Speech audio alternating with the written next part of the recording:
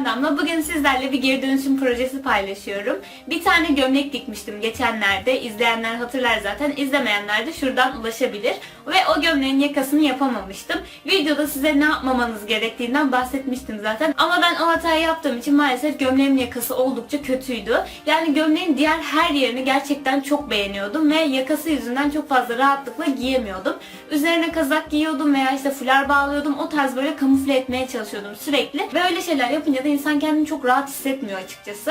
Ve ben böyle sürekli giye giye de iyice gözüme batmaya başladı. Yani ilk zamanlarda çok fazla rahatsız olmuyordum. Ama daha sonra hiç giymek istemedim yani. Daha sonra düşündüm taşındım, ben bu gömleği dedim bir şekilde kullanayım dedim. Ve bu sene her yerde gördüğümüz aşırı trend bluzlara çevireyim dedim.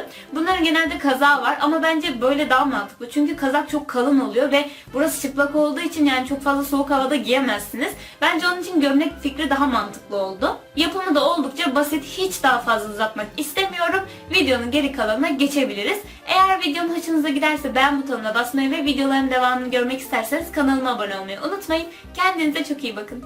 Kurban olarak seçtiğimiz gömleği bu şekilde önümüze alıyoruz.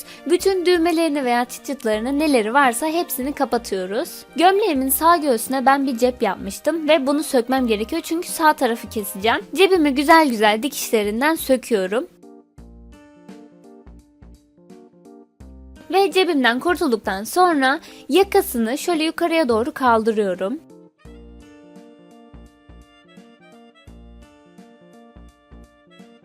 Daha sonra yakanın tam bu köşesinden ve kol altının da hemen altından çapraz bir şekilde cetvelimi yerleştiriyorum ve burayı çiziyorum.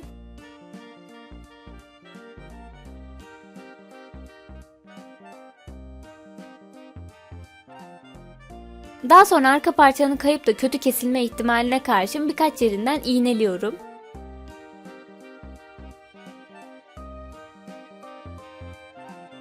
Ve çizdiğim yerden dümdüz bir şekilde kesiyorum. Burada parçayı gerçekten çok dibi dibine kullanmamız gerekiyor. Yani mesela kolun hemen altından veya yakanın hemen bittiği yerden çizmemiz gerekiyor. Yoksa birazcık göğsünüz açık olabilir. Ve kestikten sonra bu şekilde görünüyor. Şimdi lastiğimizi ayarlayacağız. Lastik için lastiğinizin sertliğine göre değişir ama bu parçadan bir tık daha kısa olacak şekilde ayarlıyoruz. Ben burada çok kısa göstermişim, sonra bir tık daha uzattım, göreceksiniz zaten. Ve bu lastiğin uçlarını zikzak dikişle birkaç kere üstünden giderek birleştiriyorum. Şimdi bunu bu yakaya geçireceğiz. Öncelikle gömleğimin tersini çeviriyorum. Ve lastiğimi ikiye katlıyorum. Biri dikiş yeri olacak şekilde, diğeri de diğer köşeden katladığım kenara iğne takıyorum. Bunlar benim homojen bir şekilde dikmemi sağlayacak.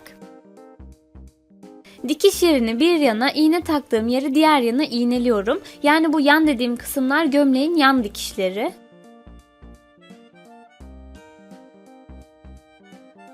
Ve bu şekilde çekerek dikeceğim. Ağız kısmından zikzak dikişle dikeceğim. Böylece gömleğimin o açıkta kalan kısmını da sürfüle çekmiş oldum aynı zamanda.